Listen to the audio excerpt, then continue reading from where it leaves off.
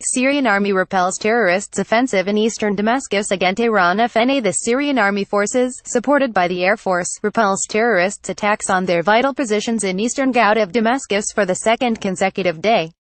The army troops continued clashes with the terrorists near their positions in the town of Harasta and Eastern Damascus, warding off their offensives again. Meantime, the Syrian fighter jets heavily pounded the militants' bases and moves in Harasta and Modira regions. Also, the army's artillery units targeted the terrorists' positions in the region. A military source underlined that the attacks were launched with the participation of a large number of terrorists, and said they couldn't enter the army's positions. Also, in western Damascus, the Syrian army forces engaged in heavy clashes with the militants who had attacked the army's new positions in Hina Plainfield in the hills near the towns of Kafar Hour and Beit Saber from Beit Jin and adjacent farms, repelling their offensive.